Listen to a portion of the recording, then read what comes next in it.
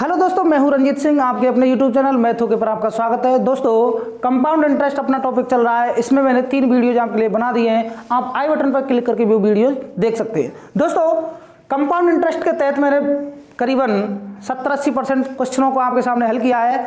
आइए कुछ क्वेश्चन और रह गए, उनको हल करते हैं। दोस्तों, सवाल आपके सामने है कि 5,000 रुपये के धन का 2 वर्ष का CI व SI का अंतर 72 रुपये है। आप यहाँ लिख सकते हैं कि P बराबर कितना है, 5,000 रुपया। CI और SI का जो अंतर है वो आपके सामने दिया हुआ है 72 रुपये। आपसे रेट पूछी जा रही है। क्या पूछी जा रही है दोस्तों? रेट पूछी जा रही है। अगर मैं इस रेट को R/100 लिख दूं तो कोई दिक्कत है क्या दोस्तों? कोई दिक्कत नहीं होनी चाहिए। मैंने इसको भिन्न में कन्वर्ट कर दिया, प्रतिशत को हटा करके नीचे 100 रख दिया, यानी कि ये R/100 हो गई। तो पिछली वीडियोज में जैसा कि आपने देखा था कि मैंने यहाँ पर मूलधन रखता था, मैं उस मूलधन का साधारण ब्याज निकालता था R/100 और R/100। तो इसका मैं R/100 निकालूं दोस्तों तो ये आ गया, मान लो ये आ जाता है आपके 2 जीरो कट गई, यानी कि 50 R हो गया। ये कितना हो गया दोस्तों? 50 R हो गया। ये 2 जीरो कट गई, यहां भी ये 50 R हो गया। या फिर आप यूं समझ लीजिए, आप इसको कुछ भी मान लीजिए, X मान लीजिए, यहां भी आप इसको X मान लीजिए। अब इसका R/100 कितना है? 72 रुपये, जो आपके सामने दिया हुआ है। पिछली वीडियोज में मैंने आपके लिए बताया था दोस्तों, ये जो पार्ट होता है वो CI और SI का अंतर होता है।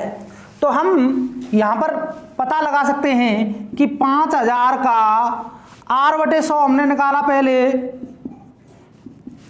फिर हमने R/100 निकाला, तब जाकर हम किस पे पहुंचे दोस्तों? 72 रुपये पे। समझ रहे हैं? दोबारा समझ लीजिए, 5,000 का R/100 ब्याज निकाला, तब ये आ गया ये पार्ट। फिर हमने इसका R/100 निकाला, तब जाकर के ये 72 आया। अब इसको हम काट लेते हैं दोस्तों, 2 जीरो से 2 जीरो कट गई, 50 से ये 2 बार कट गया, यानी कि ये हो गया R² बराबर 72। R² बराबर 72। R² बराबर हमको निकालना है तो 2 गुणा क्या हो गया? 72, यानी कि R² बराबर हो गया 144। तो R बराबर हो गया 144 का वर्गमूल, और ये हो गया R बराबर 12। R बराबर कितना हो गया? 12। और हम इसको 12 को यहाँ रख दें 12/100, तो ये हो गया 12%। तो दर हमारी कितनी आ गई दोस्तों? 12% आ जाती है। आइए दोस्तों अगले सवाल की तरफ। 30,720 रुपये के धन का 3 वर्ष का, पिछले सवाल में हमने 2 वर्ष का निकाला था, अब की बार हमको 3 वर्ष का निकालना है। और 3 वर्ष का CI व SI का अंतर आपके सामने दिया हुआ है 1,500 रुपये। हमें दर ज्ञात करनी है। तो दोस्तों यहाँ लिख लेते हैं, P बराबर आपके सामने दिया हुआ है 30,720। टाइम दे रखा है 3 ईयर, और CI व SI का अंतर आपके सामने दिया हुआ है 1,500 रुपये। आपसे रेट पूछी जा रही है। क्या पूछी जा रही है दोस्तों? रेट पूछी जा रही है।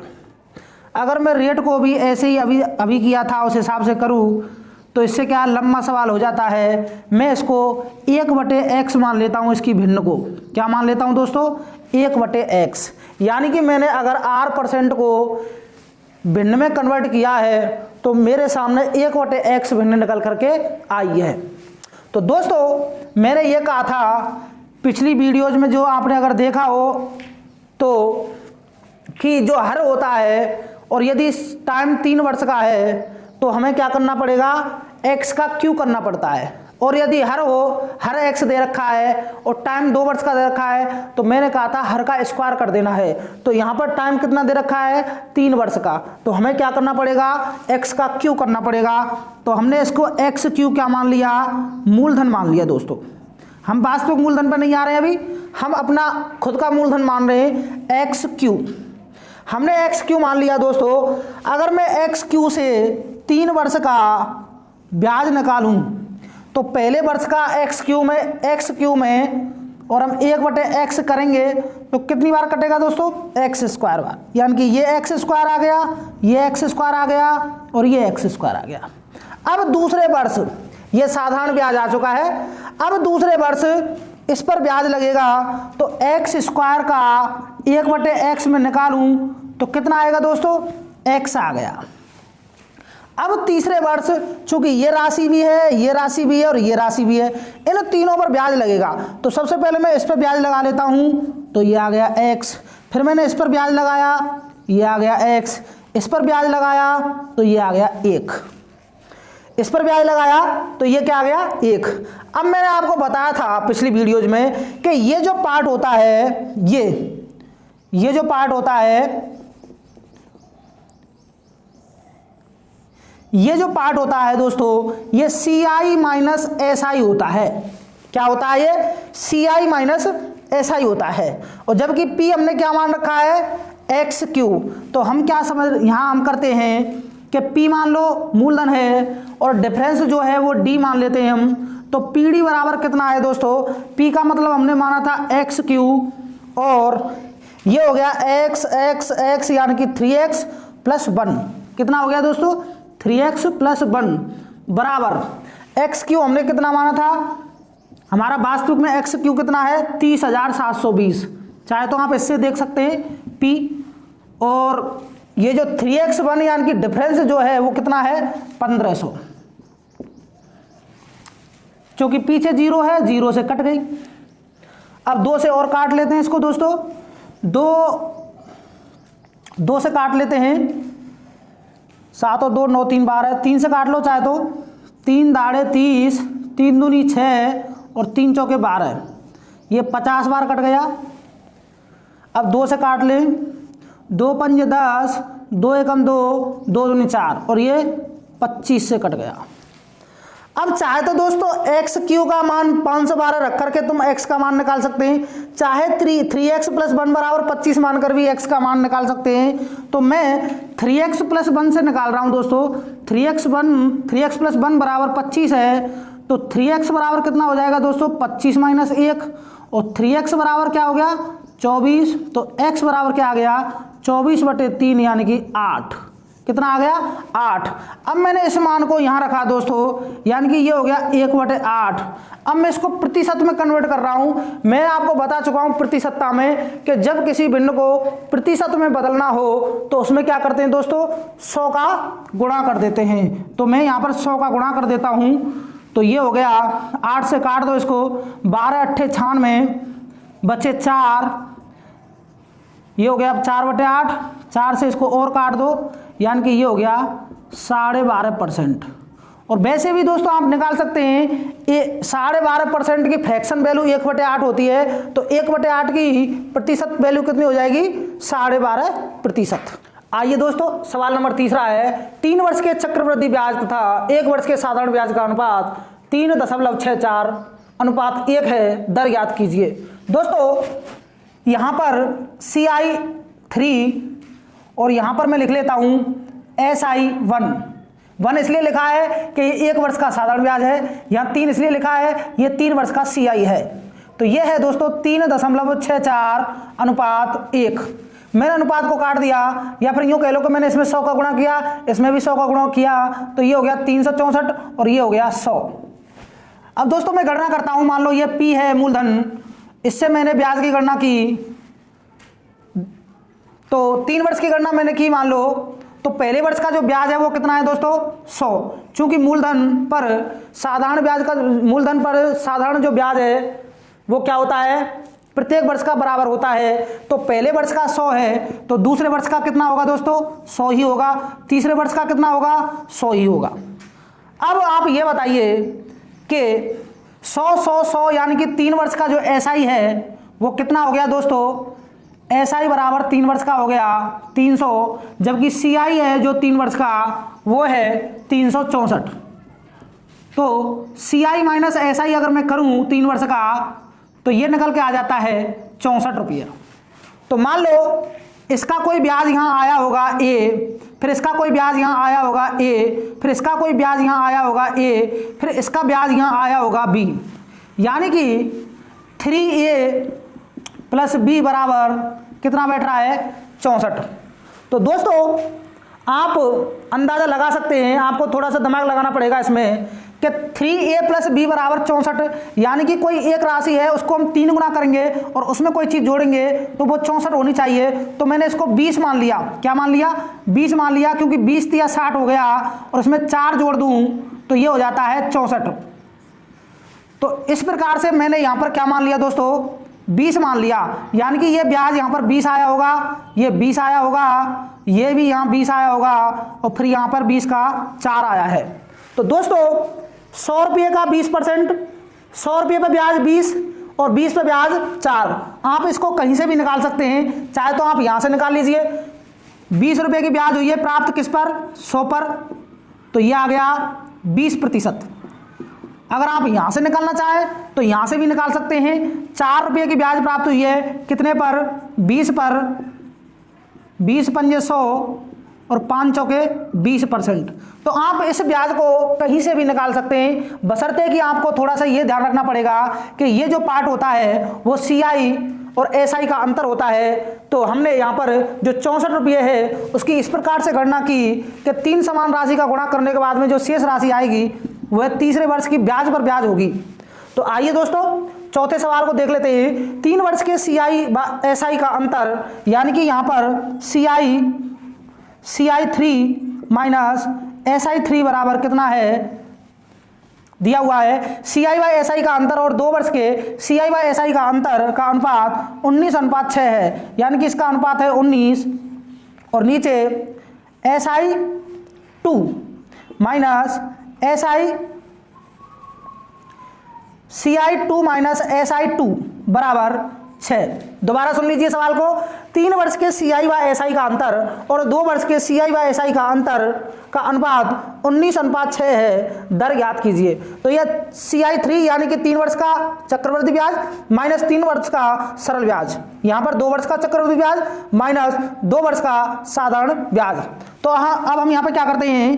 2 वर्ष की गणना करते हैं। तो P से मान लो मैंने कोई P मूलधन था, मैंने 2 वर्ष की गणना की, तो इससे पहले वर्ष में साधारण ब्याज प्राप्त हुआ मान लो x, और यहाँ पर भी प्राप्त हुआ x, बाद में इससे ब्याज प्राप्त हुआ कितना प्राप्त हुआ? 6 प्राप्त हुआ। चूंकि ये जो पार्ट होता है वो CI और SI का अंतर होता है जो कि इसमें दिया हुआ है 6। अब यहाँ पर मैंने और गणना की 3 वर्ष के लिए, तो यहाँ पर ब्याज प्राप्त हुआ मुझे x, यहाँ पर भी ब्याज प्राप्त हुआ x और यहाँ भी ब्याज प्राप्त हुआ x। क्यों प्राप्त हुआ? क्योंकि दोस्तों साधारण ब्याज जो होता है वो प्रत्येक वर्ष में समान मूलधन पर समान होता है।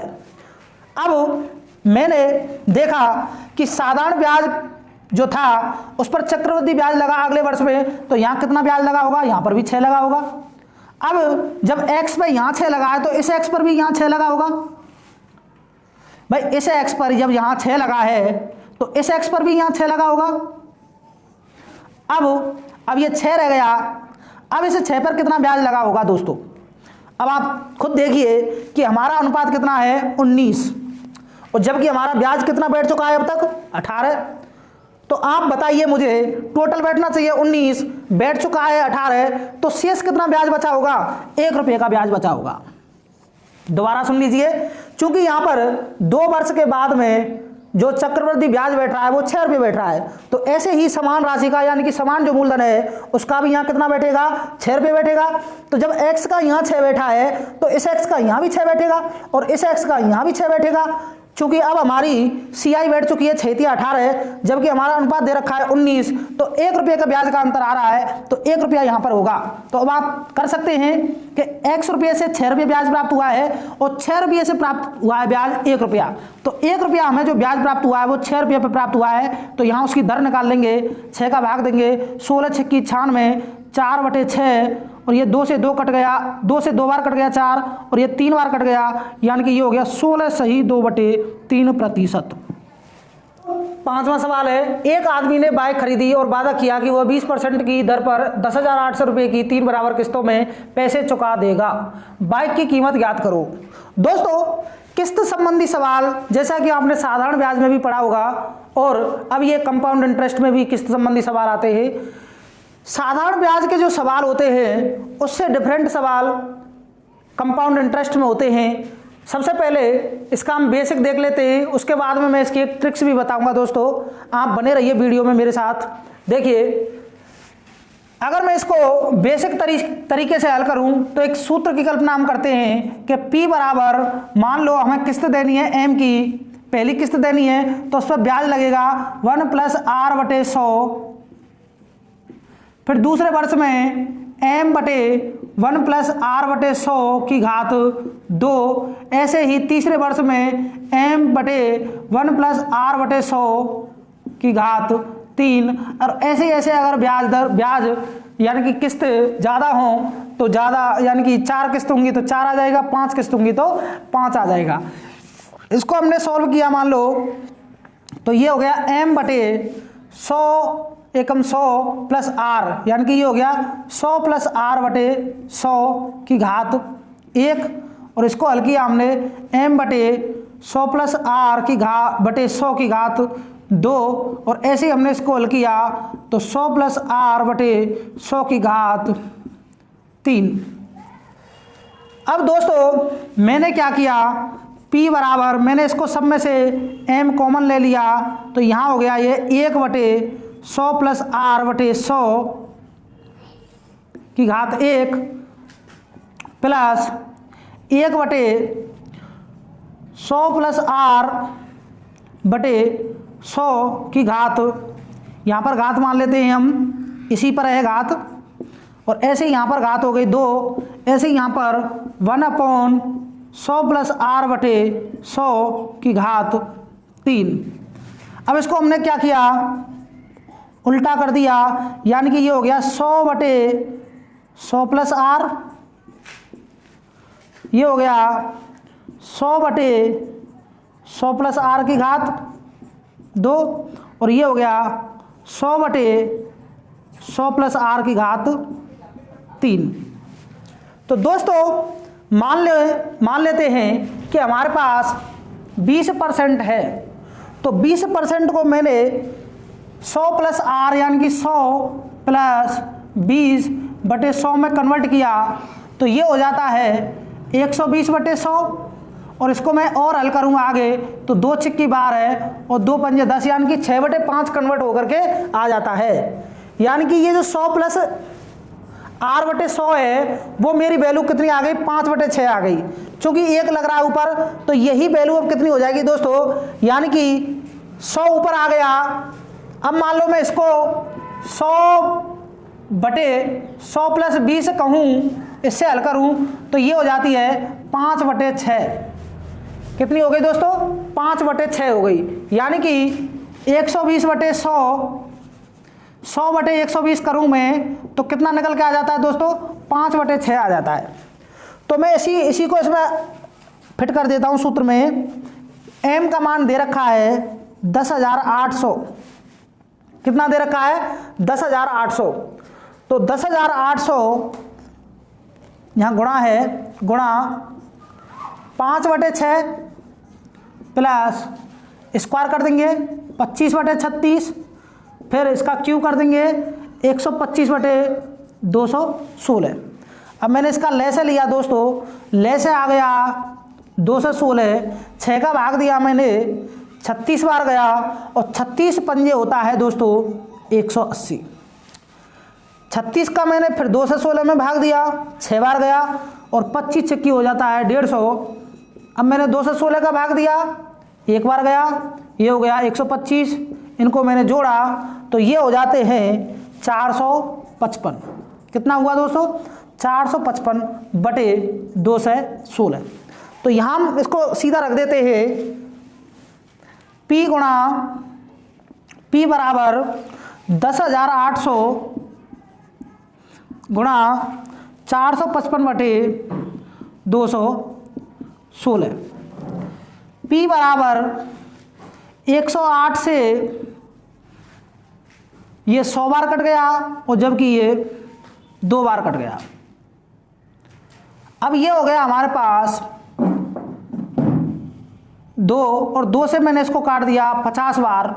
अब ये हो गया 50 गुणा 455, इसका गुणा कर लेते हैं, 0 की 0 आ गई, 55 25 हासिल 2, 55 25 और 2 27 हासिल 2, 5 चौको 20 और 2 22,750 रुपये। दोस्तों ये सवाल मैंने आपके सामने डिटेल मेथड से किया, काफ़ी लेंथी रहा। आइए मैं इसको कुछ शॉर्ट तरीके से हल कराता हूं। देखिए दोस्तों,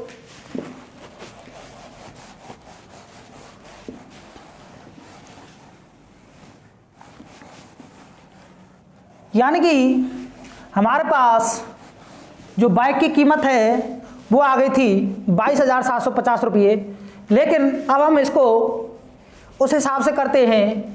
देखिए दोस्तों, हमको क्या करना है, सबसे पहले 20% को हमें फ्रैक्शन में बदलना है और 20% की फ्रैक्शन वैल्यू हो जाती है 1/5 और इसको हम यानी कि 1 रुपये का ब्याज प्राप्त हो रहा है हम पे, हमारे लिए 5 रुपये पे, यानी कि 5 रुपये की हमें 6 रुपये देने पड़ रहे हैं।